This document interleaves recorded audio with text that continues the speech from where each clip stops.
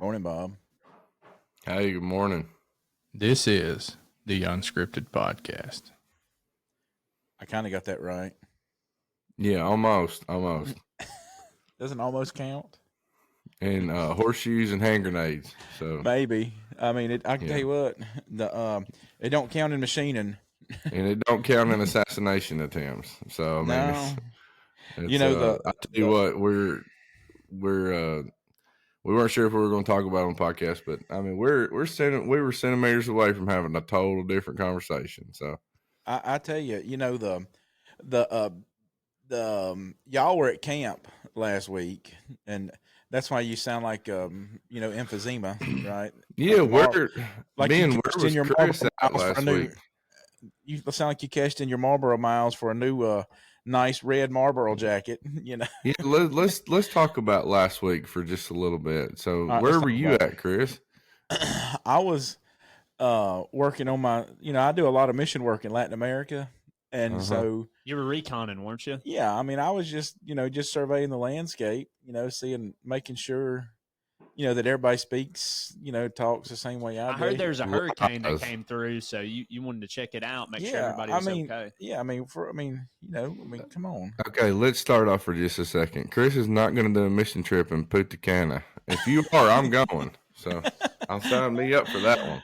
I tell you, no, with Jessica and I, we did our 20-year anniversary trip. We had saved up our credit card miles and everything like that, and so we could just kind of slide our chips to the middle of the table and cash it all in and do one of these all-inclusive resorts. And when's your anniversary? The end of May.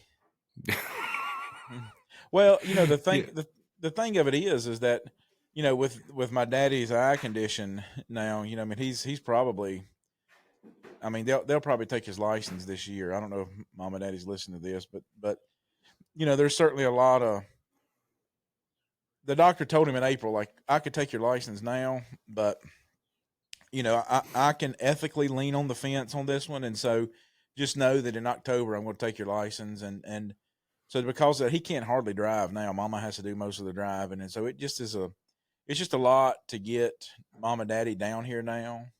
And so we just decided, the best week for us to be able to do this is while y'all are at camp, because all the boys are there, and then we could do this. And for whatever reason, I don't know why. I mean, this was like whatever the dates were last week. Today's the 15th of July. So last week, the dates were cheaper to go down there. I figured like that would be a really expensive time of the year for people to go to places like that. But it was pretty reasonable for us to go down there, and or at least we could afford it with our credit card, things or whatever it was. And so it just worked out good. And it was good to get away. It makes perfect sense, don't it, Ben? I mean, for Chris, I really am sorry about your dad and everything. But anytime me and Ben need to help babysit your boys, so that you can go lay on the beach for a week. We're here for you, brother. We're here for you. Appreciate it, man. I mean, bear one another's burdens. I mean, here's the funny thing is that Ricky said yesterday morning there was Go ahead, Chris. Go ahead. We'll let you keep yesterday talking. morning there was 125 campers, 128, and like 175 staffers or something like that. 50 staff, yeah. Yeah, so apparently it takes 50 people to watch my kids while I'm not here. Yeah. So either that makes me feel arguably really good, being like I can do really good. I have the strength of Jessica and I have the strength of 25 people, or we're doing really, really bad. Yeah, so Ben, arguably one of the most evangelistic weeks of the whole year. Chris baptized so many people last year. He ran out of shorts, and and so there was like, it was just amazing. What Chris was able to accomplish last year. At camp, and then they schedule it. It's like, well, let's go to Punta Cana instead. I actually, Jessica and I, we went back and forwards. We went, round and round in our head on this, separately and collectively. I'm sure you did, but we're still going to give you grief about it. Oh, yeah. And we, we thought about this, Bob, one side up, one side down the other. And one of the things that we really did think about was, you're right. I did baptize a lot of people. And while that's true and that tells a great story of camp, but there's some inherent challenges with that in the fact that you you left here because you said there's just too much talent, right? Mm-hmm. Right. And I thought about this and thought about this, and it's really important. When you sent me that picture of like Carson and Aiden and those guys doing Bible studies, Mm-hmm. which I don't know how those came about. I don't know like the story of how the Bible study happened or whatever. And I don't even know if you know the story or not. But all I'm saying is that there's a real if you'd asked the apostles on the Last Supper night, they're the Leonardo's little scene where Jesus is in the upper room, right? Right. And if you'd asked those guys, hey, y'all look, we got two options. All right. So tomorrow we're just going to kind of start this whole process. It's going to be a mess for a few days. And then, we got about 6 or 8 weeks and I'm going to heaven and it's going to be on y'all's shoulders then, or let's do next year's Passover, right? Let's do next year's Passover. Let's just use this as kind of like our farewell tour, and then maybe next year we'll take the cross route. Which one do you think they would have taken, right? And right. And you realize you see that, and I thought about some of the conversations that you and I've had, and we've talked about here on the podcast, and it's really important for you think about all those guys like Ben and Wesley and Sean and Taylor, and all those guys that are in their mid-20s, to really be doing that, and I think there's a powerful component of it too, because when you got, let's just face it, our kids, I mean, Carson and Aiden, I mean, they're the ones that are all that age. I say our kids collective, the 14, 15, 16, 17-year-old kids, they think they're 25. You know what I mean? Right. And so they're going to identify with Ben and Taylor and all those guys that are 25. How old are you, Ben?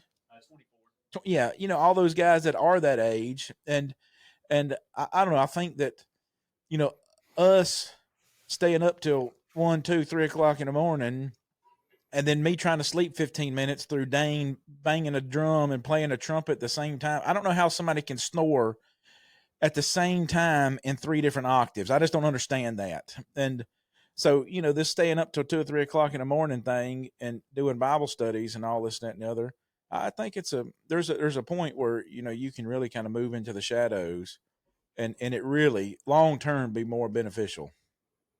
Yeah, it plays a toll on you, but what you're talking about is just being able to, pass the baton, allow the next, generation to take over.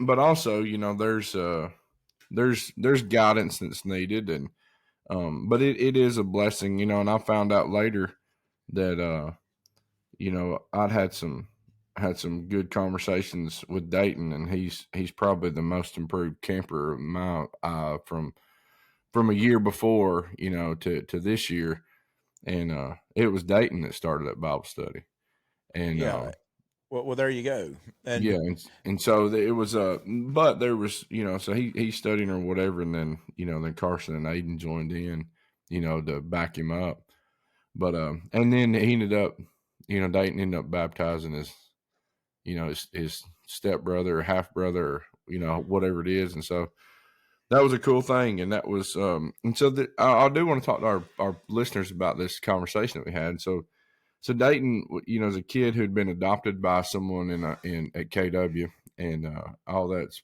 public knowledge. I say public, well known knowledge, and so but he still had some challenges. Him and his brother both had been adopted, and then Dayton had made some poor choices, even to the point that his parents had chose to allow the court system to be involved, and anyways he was sent to try to get reformed, and anyways he come back and he's been doing good. He talked to me about the respect that he's got with his parents now, and then just how he said, I've been making good choices for 2 months, and he said, I want to keep making those good choices. And I said, well, the best thing I can tell you to do, just shooting from the hip, is you need to go all in with the youth group. And he said, yeah, he said, I really want to. He said, I want to be there on Sunday nights and Wednesday nights. And of course, they're an hour away from KW. And so we were working through some of those things, and I was giving him ideas of families to talk to, and hopefully this will encourage his parents as well. But so then he said, my personality, he said, my guidance counselor or whoever it was, that a psychologist, somebody who talked to him, said that he doesn't need to be idle, and he doesn't need to get bored, because when he does, that's whenever he makes some poor decisions. And so then I got to talking to him about really changing his legacy. And I said, look, man, I said, you're 15 right now, between 15 and 18, you find a way to make and save $10 a day. And we were just looking at building wealth, in Christianity. And he was saying, hey, you go all in, $10 a day, $300 a month. That's a goal to set when you're 15 to try to be putting away $300. And he was talking to me about some money that he's already saved. And I said, yeah, but we're just talking about building wealth. And so we were going through a bunch of different scenarios, and those calculators, interest calculators are amazing. And like a kid's eyes can really be open to a lot of those things. And God's people we don't need to be, wealth is not the number one thing, but Christians, it's an amazing thing when you can build some wealth, and you have no question whether or not it'll just be your time only, whether or not you're going to go on a mission trip. It won't be funded, in which it shouldn't be now anyways. I've never had trouble getting funding to go preach the gospel somewhere. Nevertheless, so we talked about all that, and then I said, hey, so you stand before God, and you right now, I said, and you got 10 million that you've made. And and I said, just off the interest alone, we were talking about those things. I said, but what happens whenever you stand before God and you got 10 million? I said, what are you going to say to all that? He said, well, I won't have it with me. He had a pretty good understanding that when he stands before God, the 10 million won't be present. Right. And I said, that's right. I said, now let's think about souls for a minute. And he said, all right. And I said, right now at 15, how many souls do you think that you might could reach? He's like, well, I don't know. Of course, that whole thing, I don't know how many souls I could reach. I said, well, let's just focus in. I said, let's say that you set a goal right now that from now at 15 years old until you're 65, and the Lord takes you at 65, and you decide that you're going to try to impact 5 souls a year. I said, you could stand before the Lord, and I said, you'd have a whole KW standing with you. You could have 250 souls who are standing with you and say, Lord, this is what I brought. This is who I've brought to you. And I said, that's one soul every 73 days. And so I challenge every person that's listening to our podcast for you to try to impact 5 souls a year. And those 5 souls, we did all the math of all the different ways of how that we can convert the whole world. But 5 souls a year, that's one soul every 73 days. And so you and your family, husband and wife, or just you, however, every 73 days, mark it out. I'm gonna try to impact somebody during this 73-day period. And he took that serious. He said, all right. And guess who he started with? His brother. Right. And so, he's like, let's study about this. And so next thing you know, 2 days later, he's like, Mr. Bob, he's wanting to be baptized. And I'm like, amen, and all right. So time starts again. 72. That's right. Yeah. And of course, then now he's got 72 days to encourage his brother, build him up, help him out. Also, it'll give him some responsibility, to some degree, because as well as I do, Bob, that you have a sense of responsibility to people that you've been part of their conversion process. Mm-hmm. Whenever you go through this, there's just all these quote unquote P's and Q's that you have to in your mind work out. That I mean, you and I have known each other long enough that we know each other's flaws in the sense of like what's I know what's wrong with you and you know what's wrong with me. And right. But when you've got this brand new baby Christian, and I'm not saying you're acting any different. I'm just saying that that it's really important time and you're going to pour into them in a really special way. And you know how important it is for them to be around the church, to get involved with the church, to, you're going to be really beating the bushes, hard, to make sure to ensure their success, as a member of the church, a functioning member of the body. That's right. And that's what none of us are immune. None of us are immune to death. I mean, you think about this. I mean, a pop shot from a 20-year-old, grazed the president of the United States. Is that how old this boy was? He's 20. Yeah, 20, 22. I'm not sure. I think it's 20. I don't even know what. I mean, I was on the plane coming. We had actually, and I probably wouldn't have even saw it, but we got bowed up in the airport in Punta Cana coming back, and they were going to bring our plane in, and it messed up, and they had to turn it around and go back. We're going to fly to Dallas, and so they were going to bring us one from Miami. Well, the one from Miami won't going to get us to Dallas in time to get us to New Orleans that night to come home. So I said, well, I told Jessica, I said, we're just going to stay the night in Dallas, which we're going to get in by that point, because in the plane they were bringing from Miami, they brought it and they had to turn it around. It was just two planes were messed up. And so anyways, we were going to get to Dallas to like 3 a.m. and then we had to get on a flight at New Orleans at like 6, to get to New Orleans at, get the flight to New Orleans at 6. I was like, we just got to figure we're not going to sleep tonight. It's just not going to happen. And I said, I'm going to call American. I called American and I made Jessica stand there. When I got somebody online, I was like, keep talking to him.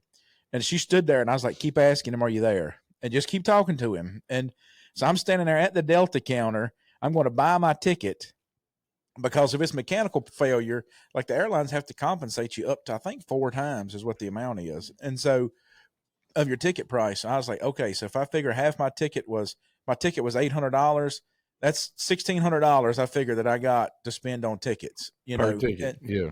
And so I was like, all right, so the Delta counter, I buy my ticket on Delta, cancel it, and I'm on the Delta flight. Well, Delta is the only one that I know of now, a domestic carrier. I've flown some international ones that have the little TV in the headrest, but most of them now don't have the TV in the headrest. Well, Delta does, and I could see a lot of the people around me had the news on. They had the news on, and I saw it, and it was like, I just saw a shooter in Pennsylvania. I mean, and this may even sound terrible, right. But I just didn't think nothing about a shooter. I mean, just because the news loves every time some Yahoo fires around, they love to blow it up, like something crazy. So I didn't pay much attention to it. And then they started down this. I started watching it. They would change, and I was like, I think that somebody shot at former President Trump is what it looked like. And then, then you're trying to figure out what in the world is going on. Did they shoot him? I mean, you just didn't know what had happened, but apparently they nicked him. Right? I mean, what did they do? They know what they shot him with? He got within 100 and 150 yards of Trump with an AR. So that's what was it a 223 round he was shooting at him, like a 308 or something? They think it was something like that. I'm pretty sure it was a 223, 556. Right. But what happened though, this is it's a building that's outside the venue, and this just goes to show too. I mean, and I'm pretty chapped about it. We can send billions of dollars, to Iran or Ukraine, these countries that hate us, these countries that actually hate America, and then, but yet we can't have our security already beefed up, on a front runner presidential candidate. They were supposed to beef up his security today. There's today was the D-Day for security beef. This week is what I understand. Okay. And so, because he's supposed to be, I guess, quote unquote, named as the leader of the party or whatever. And that's whenever the Secret Service takes the next step. So, and I actually was seeing things last night. There was only one full-time agent on Trump's thing. Security detail. That they were a bunch of temporary people. So did they shoot the guy? Is that what they did? Yeah, they took him out, and the sniper team wasn't allowed. wasn't agreed upon to be there until the day before. And so the sniper team there. Yeah, sniper team was there. Snipers took him out, but there's only 2 sniper teams, and they're having to cover 360 pretty much. Right. But he there was buildings that were next door on adjacent property, and this guy put a ladder up and went up on there. Well, people are seeing him, and there's all these news reports. They're like, we've seen him, we're reporting to him. Well, news came out last night that supposedly an officer had climbed up on that roof and confronted this guy. And the guy turns around and points an AR at him, and the officer retreats back down the ladder. But that's what made this guy scurry up, and so he's bear crawling and scurrying pretty quick. And it was kind of when the officer went down. Now this guy's going to start taking the pop shots. Oh, and so it wasn't like he was able to get. Yeah, huh? He only had a small window because he knew he had been coming. Right, yeah. And so it was bystanders that points him out, and just one officer going up the ladder.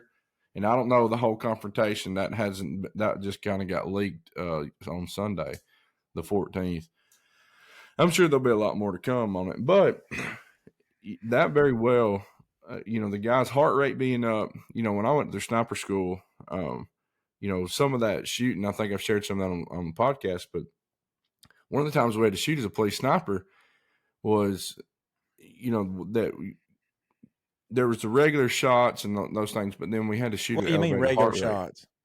What do you mean shots? Just laying down behind your gun, and then it's like, okay, I've been shooting this for a week, and so now I just lying from position popping. I got to put 5 in the bullseye, in a 2-inch ring, because an Army sniper versus a police type sniper is different, because police have to shoot for what's called flaccid paralysis. And I'm not going to go into all the details, but there's a zone there's a zone in a headshot that you need to hit that to where if a gunman has a hostage, when you hit him in this particular zone, there's flaccid paralysis where he cannot even squeeze the trigger even in his death, and so it cuts off everything. It cuts off the electricity, turns the power off. So that's what's called flaccid paralysis, and all right. So you're shooting for that, and so the precision has to be much tighter. So a military sniper is going to be shooting at 600-800 yards most of the time, and all they're shooting for is to make someone combat ineffective. Meaning, if I hit Chris Donovan in the arm, all right. He's not an effective sniper anymore. Right. He still might take a pop shot, but he's gonna have to take care of himself. And he's like, man, I'm out of this. Right. And so You could be in the fight at 10 feet and 100 feet. You're gonna fight to your death with one arm, but you're not going to be an effective sniper at 600 yards, 800 yards. Anyways, so that's kind of the difference. Well, one of the scenarios that we had to shoot at sniper school was we had to shoot 5 rounds in 30 seconds, and with a bolt gun, and hit inside this 2-inch target. Well, okay, so y'all just shooting like a 30, Remington. It was 308. It was ours was cheap, government issued, Remington 700s with a deer hunting scope on it. That's what I imagine a Remington 700, like the old black stock. Yeah, and so those guys, it looked like they were shooting $15,000, Secret Service rifles. But anyways, and then one of the last scenarios in the daytime was you had to get an elevated heart rate. We had to run, do push-ups, do sit-ups, and then sprint back another 100 yards, and so your heart rate's elevated. And you had to make the first shot when you hit your knee. You had to make the first shot within it was something, I don't remember if it was 10 or 20 seconds. Like you had to make the first shot within like a 10-second range once you got behind your gun. And you're sitting there. And then after that, you had the 30 seconds you had to fire the other 4 within that 30-second window. Mm-hmm. And so it's like, I think they gave us 20 seconds to fire the first round. So you had 20 seconds to catch your breath, but your heart rate's up in that, Does a 700 even hold 5 shots? I don't even know if a 700 holds. It does. Yeah. Ours did. I may know somebody that's got one, but I have to think about the magazine on it.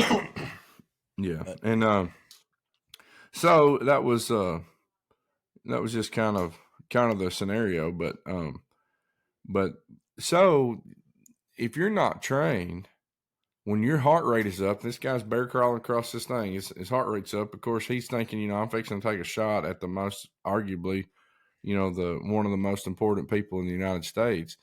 And then now his whole thing, people are seeing me, they're yelling a gun, and then a police officer comes up and confronts me. He's like, it's go time. I mean, his heart rate was probably 200 beats a minute when he's trying to take this shot. And so if he hit Trump's ear, right? I think that what he hit him in the ear. Yeah. Did it just like nick him, or did it is his ear tore off? You can't tell because he's turned looking at a teleprompter and he's looking in the direction of the shooter, and so everybody was like, since he's looking at his teleprompter, getting these numbers for whatever he was talking about the border or something, that people were arguing. They were saying, "Hey, this whole thing's fake," to start with, because he kept looking for so long.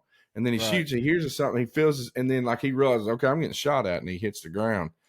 And so, people were yelling the whole fake thing until they realized this fireman, and that's another thing. And this fireman who it was in Pennsylvania. I mean, he hears the shots and he covers his wife and daughter and takes the rounds for them, and gets killed. And so, people were yelling.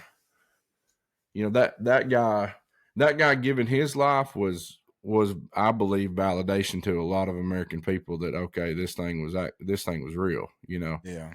And what a mess too. What a mess. And so everybody's expendable. And I hate politics so much. I do too. But this is not. I mean, this is not. That's not just politics. The challenge is. I mean, politics. We're supposed to settle our differences and. In debates and talks and we as Americans, we're allowed to speak, and that's one of your First Amendment rights, that you have the right to the freedom of speech, and that is a powerful thing.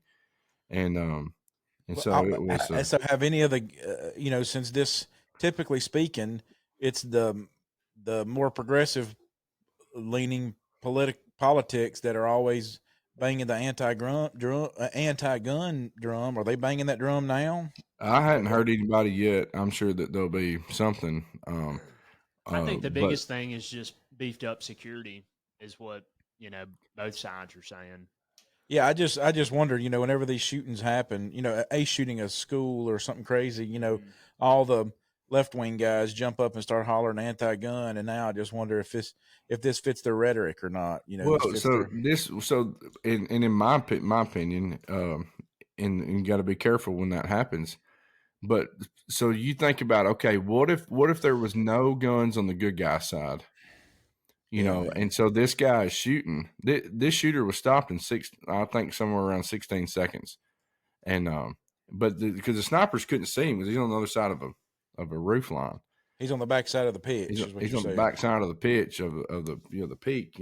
Just if you imagine my ring being where the shooter, he's crawled on that side of the roof line, and then the Trump is on this side. He's standing over here somewhere, and so the anti-sniper team's over here. But here's the thing. I mean, there's big time failure. There's a building that cannot be. That there's no one assigned to this building, and it's 150 yards. Anytime something like this happens, there's always a failure. I mean, it's just the you can't mitigate against every kind of scenario. No. I mean, there's just no way to do it. Yeah, but 15 years after Barbara Bush, she's George H.W.'s wife, Right. And am I getting that right? Yep, that's right. Herbert Walker. Yep. Yeah. So I was on a security detail for her. She was going to be, and so I worked with the Secret Service then, and so that was she still had about 6 Secret Service people attached to her, and so there was.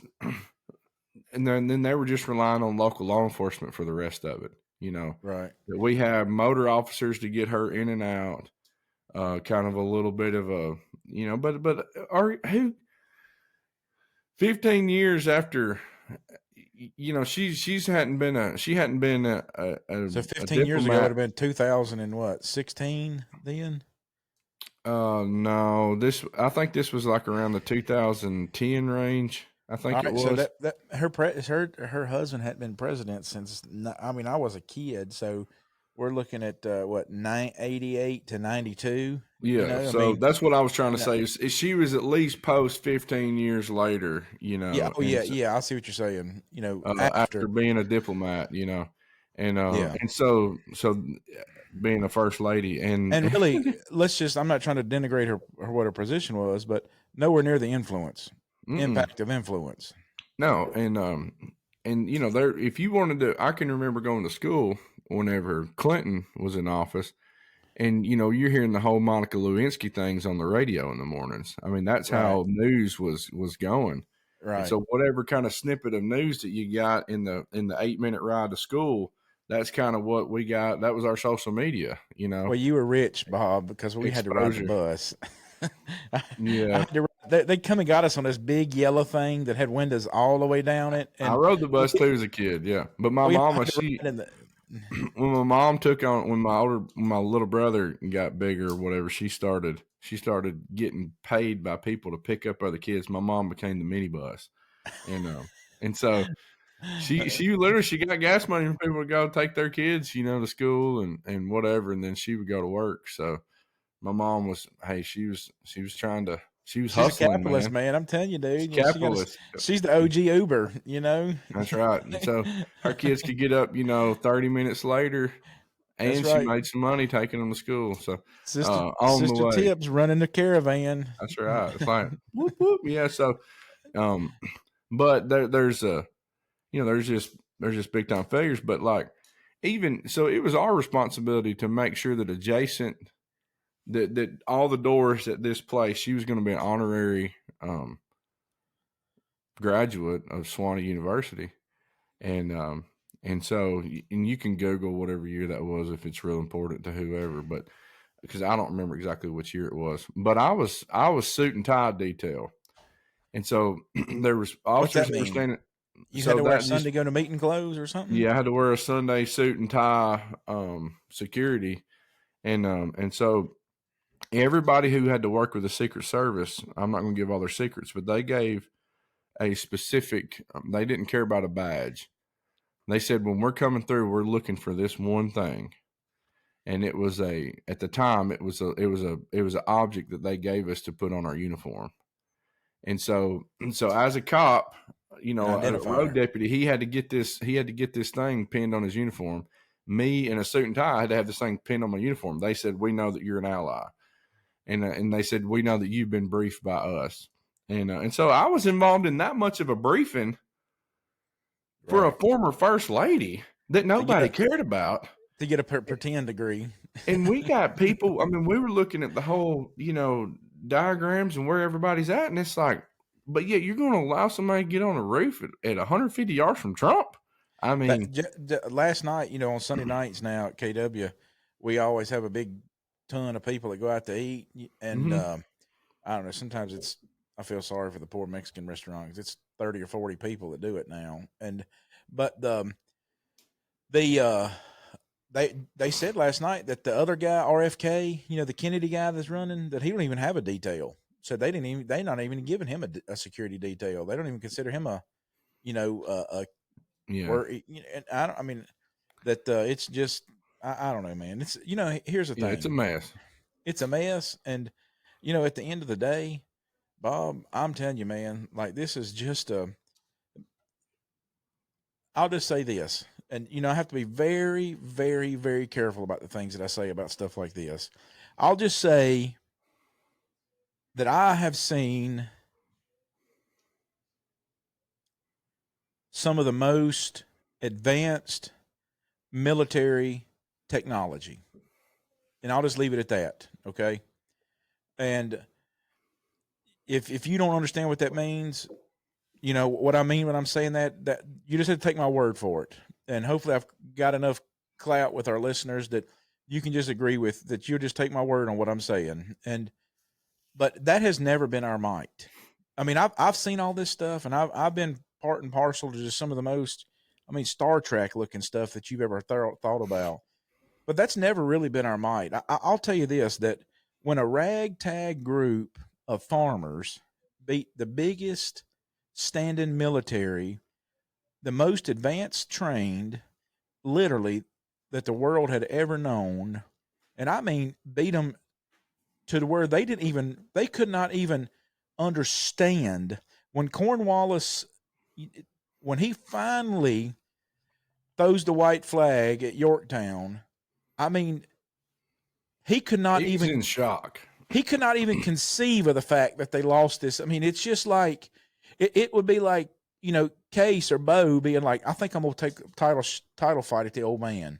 Yeah, I mean, right. you're just like, okay, well, I have to go through this process. I get it, because now this is where we're at. But I know how this is going to end. And yeah, America Chapter 1 was David and Goliath.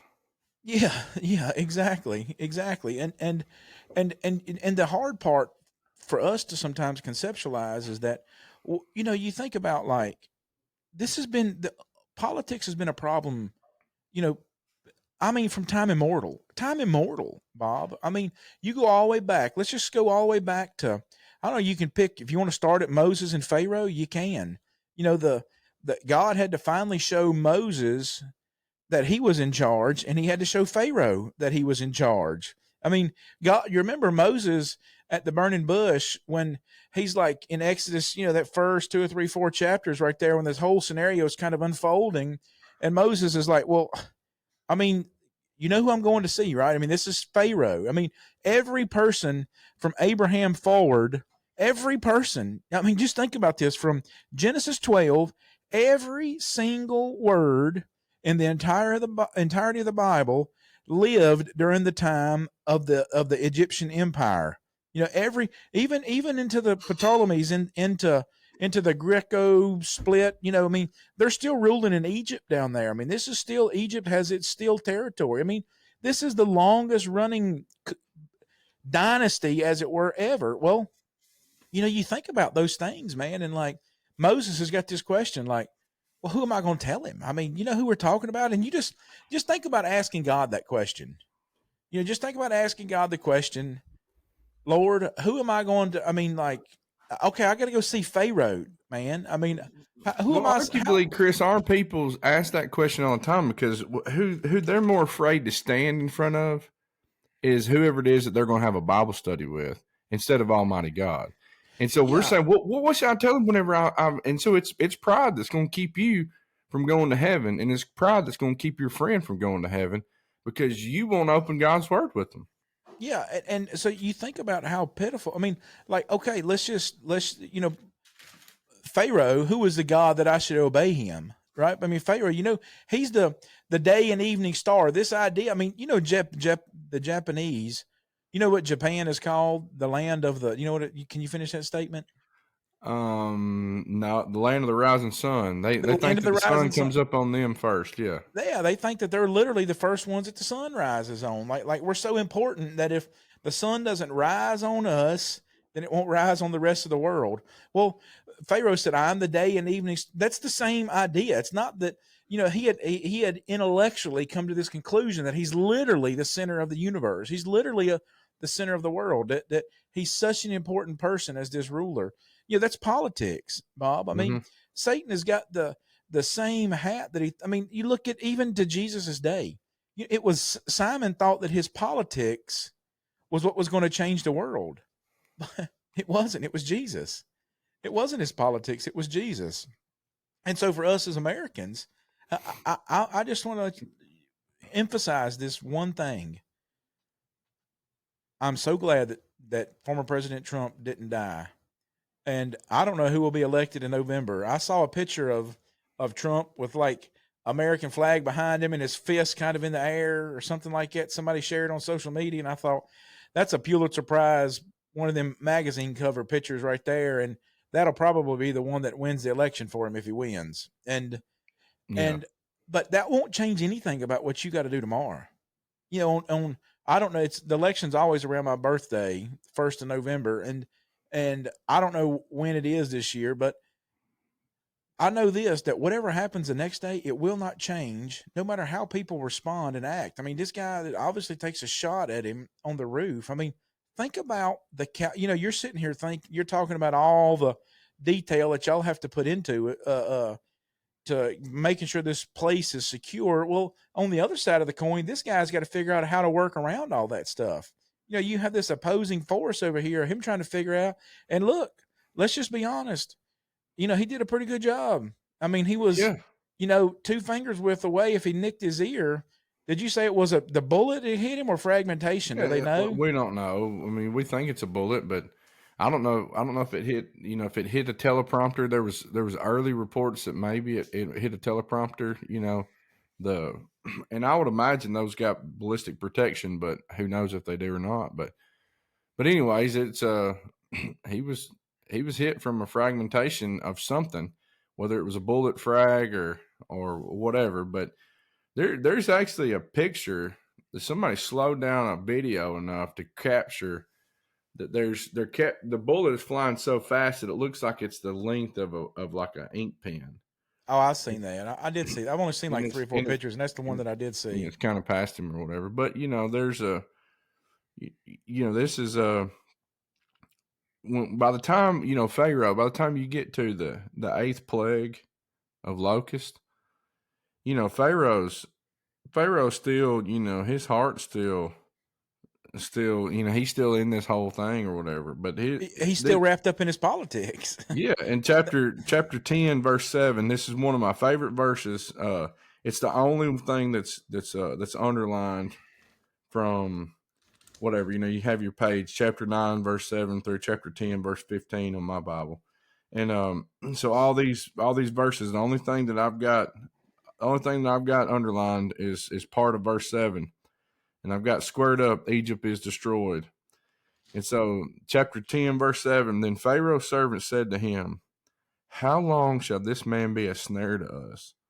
Let the men go, that they may serve the Lord their God. Do you not yet know that Egypt is destroyed? And so you got this dude who thought he was nothing, watching after his father-in-law's sheep.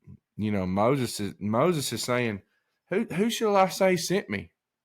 What we have to realize in the church is that it's God that gives the increase. Amen. It's God who does these things. Now, it's not God's will for a president of the United States to get shot. Or former president of the United States to get shot. It's not God's will for a dude to climb on the roof and be an active shooter or to walk into a mall or into a school. That is not God's will. God gives you and I free will. And what we have to understand is that Jesus is the one who has overcome the world. He said, in this world, you're going to have tribulation. Be of good cheer. I've overcome the world. But in arguably, I don't know how many days this is. I haven't gone back and calculated it up. And I don't even know if we can calculate the days that when Moses goes to Pharaoh, but by the time you get to Exodus 12, God's like, okay, this is whatever month this is, it's going to be the first of your month. And so I get kind of confused, but I like looking at some of those things. I think it helps people capture it in their minds about, but so Moses goes to Pharaoh, him and Aaron, and God kicks this thing off with them, and he's not showing Moses his power. He's showing his power through this. Right. Pharaoh's intercepting his politics is interceding and meeting the God of the universe. And with this, he said, don't you know that Egypt's destroyed? And so Pharaoh's been so caught up with what's going on in front of him that he's missed this whole thing. That, man, this old shepherd guy, former Pharaoh, grandson of a Pharaoh, and I don't know if it's the same Pharaoh or not. That was Moses's. I can't remember step grandpa. But either way, he would have known. Yeah, that's right. He would have known who Moses was, and especially when Moses talked to him. Moses would have talked to him in a way that was, conducively, correct. Yeah, and everybody's like, well, how do you know that? Well, Stephen's sermon that got him stoned, he talks about that Moses was learned in all those language and wisdom, and he was powerful in wisdom and speech. Yeah, just the idea that Moses uses cubits to measure the ark out and stuff like that. Those are Egyptian measurements. Noah. And so, yeah. What did I say? Moses, but that's fine. Well, Moses, I'm saying Moses writing about Noah building the ark. Oh, yeah. You're talking about cubits. Moses wrote Genesis. And so I'm saying when Moses wrote about, because if we'd have wrote it today, we'd have said, X amount of feet, is what we'd have said, I'm with you. We wouldn't use meters. Right. And unless you drive a Ford now, right? You got the metric now. Oh, you communist out there. Anyways, go ahead. So Egypt's destroyed. And so God is using a dude who thought he was worthless. I mean, Moses is 40 years old when he leaves Egypt, and he's going to go out, and then he meets Jethro, starts watching sheep. He watches sheep for 40 years. Then he's 80 years old. 80. When he 80 years old.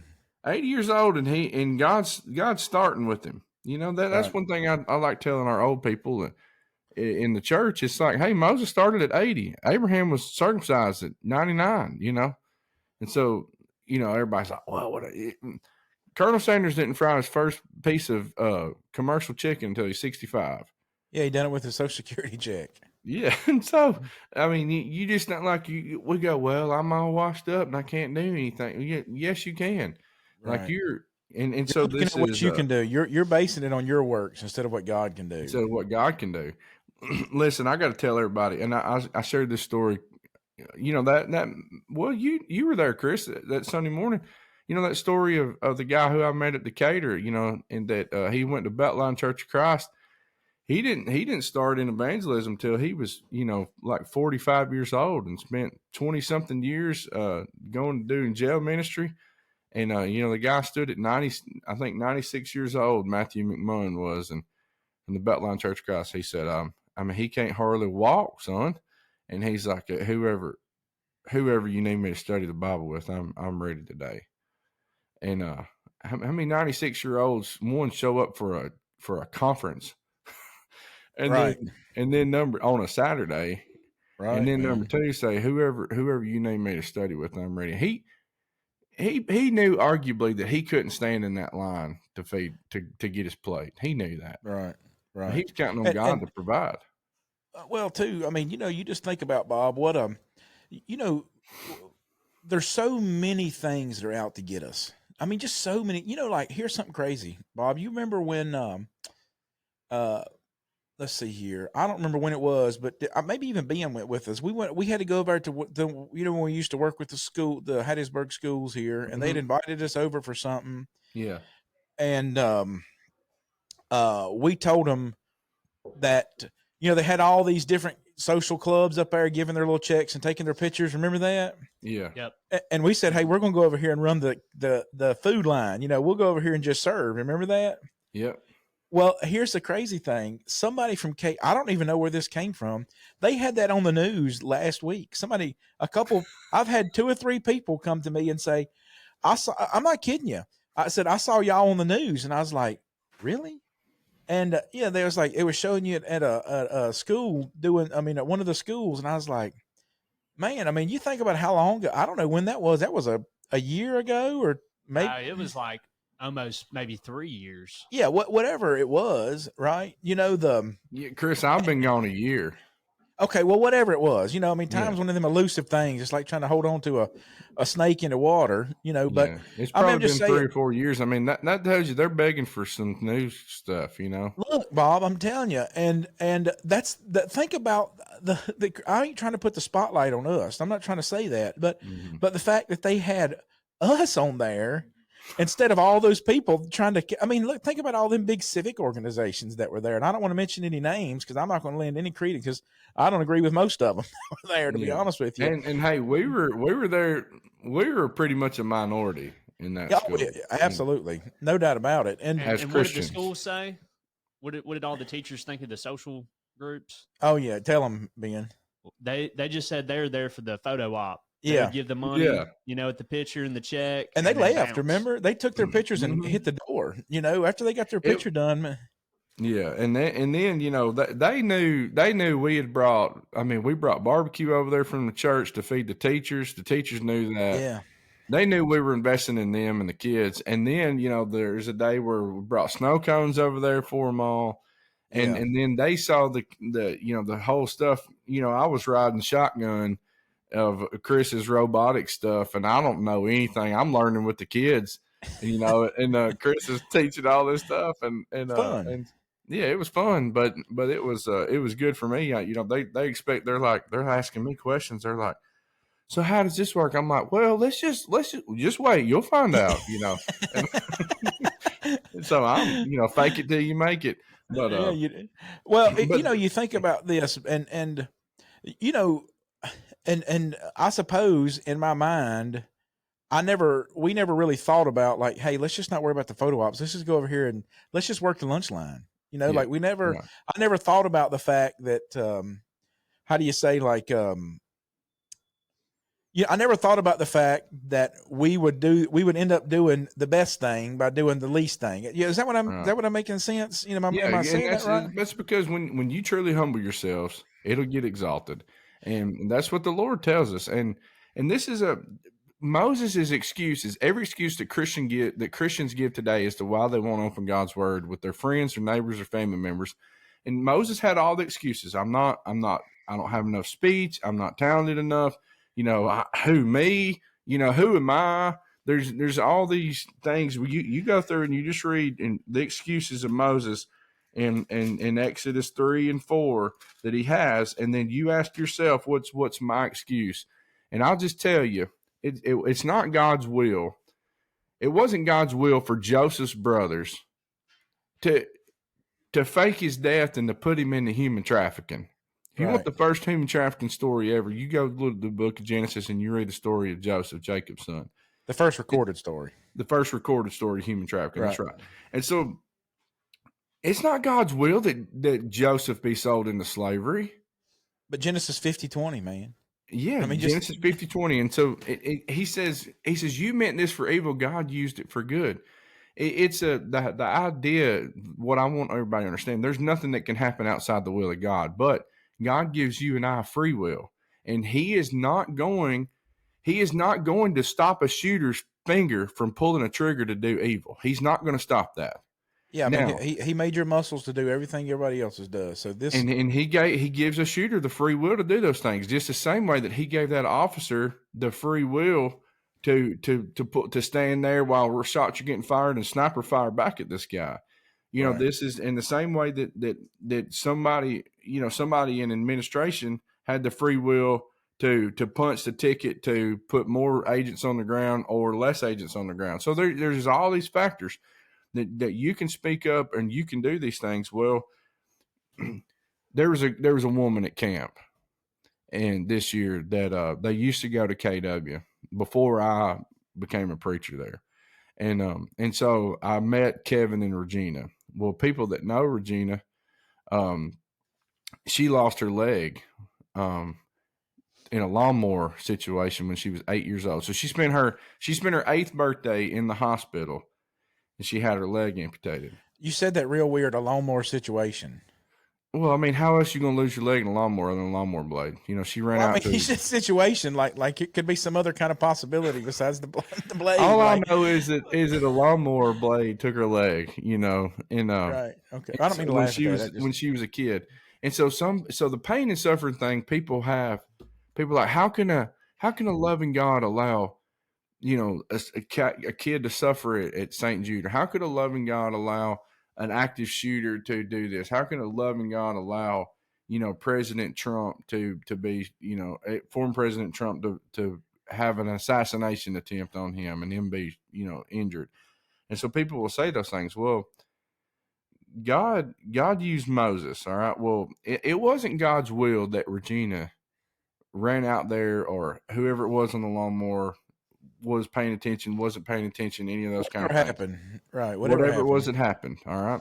But here's what God's in the business of doing, is he's in the business of taking whatever bad situation that's there and turning it into something really good. Yeah. And so now she's been married for 37 years. I don't know how old she is now, but Regina's been married to Kevin for 37 years. Well, I can just tell you, we're sitting there at camp and she's helping in the kitchen.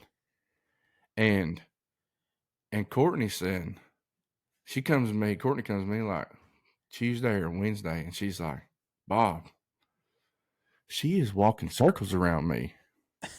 And I said, yeah, baby, she's only got one leg, I'm messing with Courtney. Boing, boing, boing. Hopping circles. Yeah. And so I was telling, so Regina's got this, before everybody starts firing off at me, about all these things. Regina's the type of person, she went and hid during manhunt.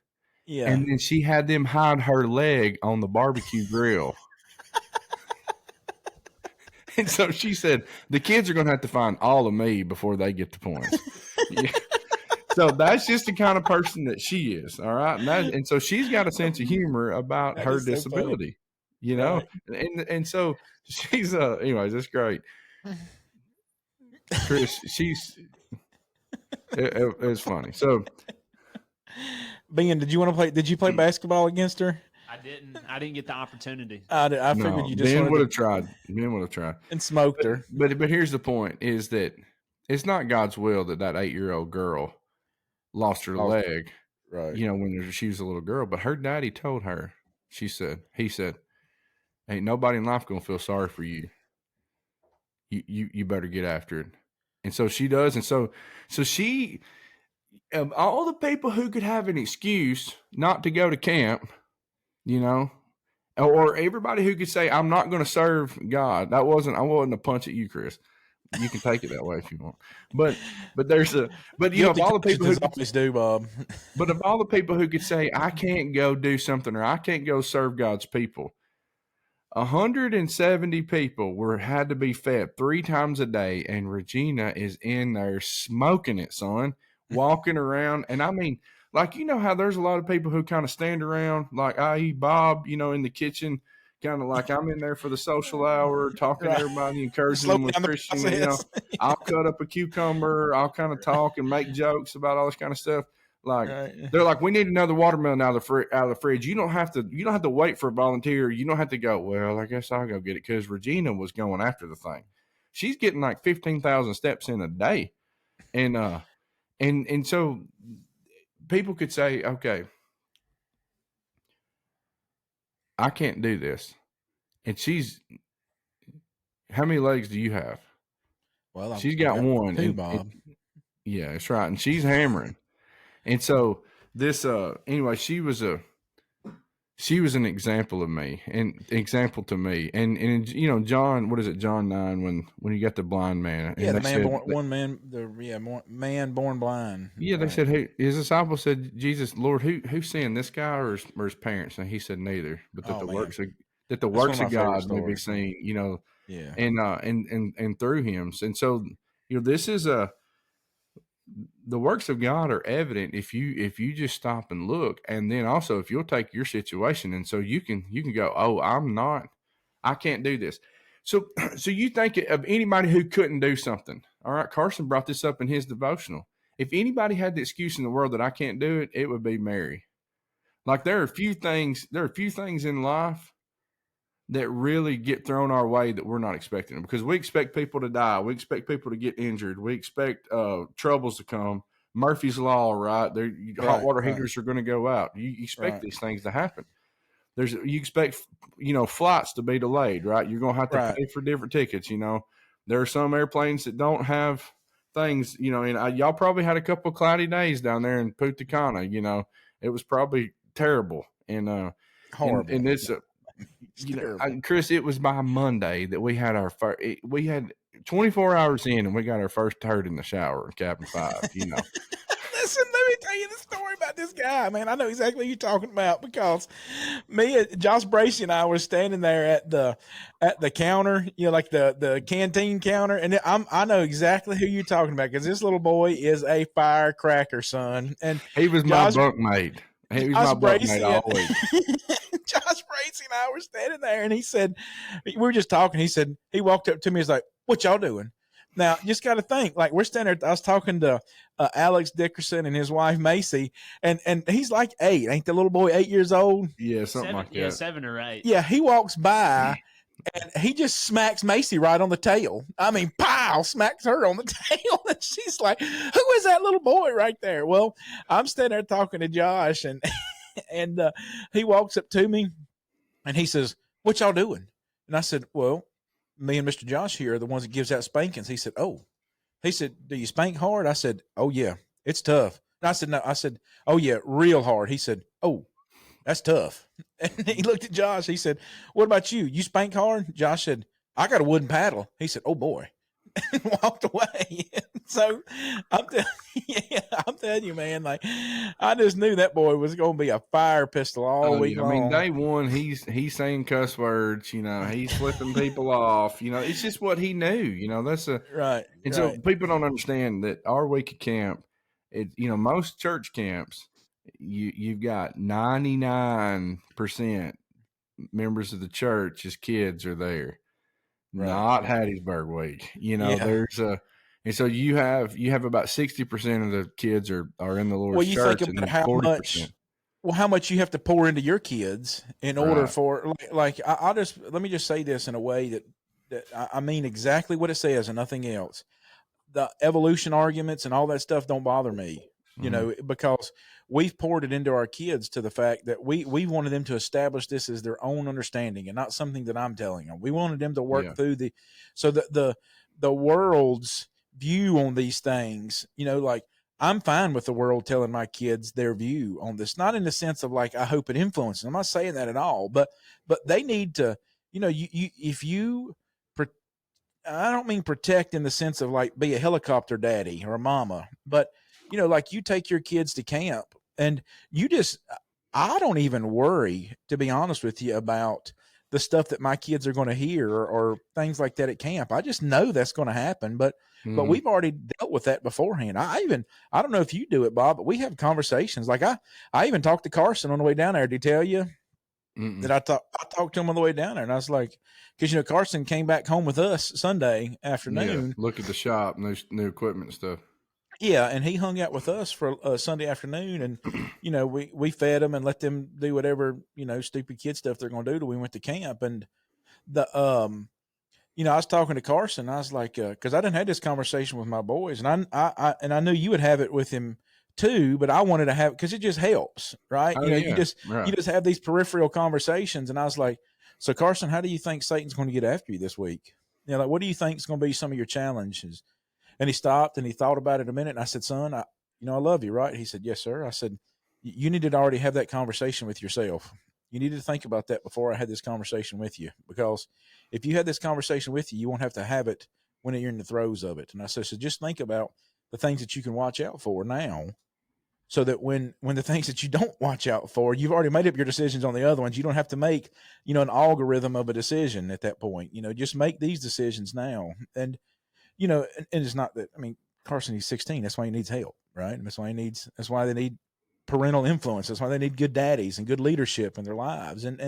But the blessing of a week like that for our kids is that they can be a powerful influence because of what the when I say the Hattiesburg, like our collective youth kids and those people can then, when you bring in the world, all of a sudden you're going to be the opposing force. That's one of the blessings of the Next Tech is that for so long, we've taken our kids and put them in extracurricular activities, and they've been the minority, to where the fact that, all of a sudden, we just hope that we don't lose ground with these, engagements. Well, like with our Next Tech, especially when Carson was here, we were the majority. So we kind of, we were the spiritual, our kids were the spiritual bastions of hope then. And so you get to really do some great things with that. Well, that's what the camp week does. And so, you think about politics then, right? If you've already made up your mind that you're not going to let those things affect you, like I gotta, I don't know if it's because, either way, I got to do an interview with the local news I think it's this week. I don't know what it is, but they want to come out and do some video from the shop and talk about what the Next Tech is doing and everything like that. And I'm actually just going to send them. I asked them, could I just send you some B-roll footage that Ben had shot and we had shot? Because I think that'll do a better job than what they'll shoot, to be honest with you. Yeah. And Because you cared about the shot. They're the hireling. You know, you're the shepherd. Yeah, exactly. And so but I want to be able to tell the story the right way. You know, I want to control the narrative. And because I had a phone call, it wasn't long ago, from the Fox News, and it was a Virginia number, and I thought I actually knew the number. And so I answered it. And I usually don't answer the Virginia numbers because I didn't change mine. And so they're usually just, you've been selected for this financial, whatever garbage. But it was a guy in Arizona. Clearinghouse. Yeah. But it was a guy that was located with the national Fox News in Arizona. And he wanted to do this interview. So we were doing this thing. We're having this conversation. And then he started asking me these political questions. And I said, I'm just not going to answer that. And he said, well, why not? I said, well, no. He said, why not? Don't you have an opinion? I said, well, of course I've got an opinion on it. I mean, all of us have an opinion on these things. He said, well, don't you think that wouldn't you like your people to know your opinion? Or he said it, I don't remember how he said it, but I know that's what he meant by the question. And I said, no. To be honest with you, I said, that's probably the worst thing in this situation I could do. And he said, why do you think that? I said, well, just because I know that you're asking me all these questions about what the Lord has done, for our congregation here and what he's doing with us. I said, I don't want to mix I don't want you to use the Lord's goodness and his greatness and then set aside on that and say, I want you to realize that I'm capturing what he's done and him only. Because if you set that over here with my political opinion, what you're going to do is you're going to say, look at all the good things these people are doing, and you're not giving him the credit. And I said, then you're going to use this over here to say, and look how they think about politics. Mm-hmm. You should think the same way they do, because look at what validation you can get. Look at the validation we're credentializing these guys are as good people. You need to believe and think like they do. And I even told him, I might even think and believe the same things you do exactly, but this is not the time and place for that conversation. And I'm just not going to have it with you, because politics don't do anything but divide us. I mean, Daniel, call me up after you run the story, and and that's. But I think if I know Chris well enough, Ben, Chris is trying to put so much of Jesus into this conversation that they can't even soundbite Jesus out. He's going to get in there somewhere. I'm telling you, man, like I'm going to try my best, especially like I want to do this one for WDAM, and I don't even know how many people watch the local news anymore, but I tell you what, I've made up my mind is that I am going to make sure that, like you said, every statement that I do, that they can't cut it out. There's got to be some kind of way that whatever little snippet or blurb, I'm actually going to try to get them to film the interview part here at the church building. That's what I'm going to try to do, is get them to do the interview part here at the church building. And then if they want to come to the shop and do some video into the shop, we can. But I want to do it here because it's just, Bob, I mean, Daniel 4 and verse 17 says, the decision is by the decree of the watchers, and the sentence by the word of the holy ones, in order that the living may know. Now think about this. All these credentials. We just want all these people to really be important people, and the words of these holy ones. This is the thing we want you to know. The Most High rules in the kingdom of men and gives it to whomever he will, and sets over it the lowest of men. Daniel 4:17 says, God, if Trump becomes president again, it will be because God does it. And verse 17 says, he sets over it the lowest of men. You just think about the lowest of men. It's not like the humblest. That's not the word there. We're talking about the politicians universally are the worst people to be around. I mean, that's why Congress's approval rating is always at 30%. They're just, nobody ever sits and says, you know what?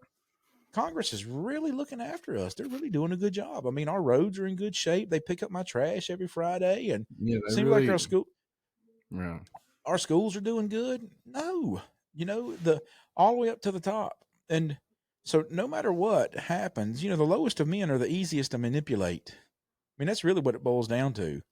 Pharaoh was easy to manipulate. God told Moses, very few times do you hear, like in Revelation 2, 3, and 4, to the angel of the church at Ephesus, write. You know, write exactly what I'm going to say. You know, Jesus says, write these words down verbatim. But when Moses says, what am I going to tell him? You say these things. These are the things you say, and watch what's going to happen. You'll see how it unfolds after that. And so don't let the people that you think are the most coy, and don't let the people who you think are the most important, don't let those people influence your life. You know, certainly Saturday could have went one of two ways with 2 inches, right? I mean, it could have went really bad, and I don't know what the election cycle will be like this year, but I can promise you this, that just Saturday, if you could use that as a theme, it's going to be the nastiest election cycle we have ever seen. I mean, it's just going to be a nasty, nasty, nasty mess. And it's going to, no matter which side of the coin you're on with this, it's going to taste real bad in your mouth when it's all said and done. We appreciate you guys. This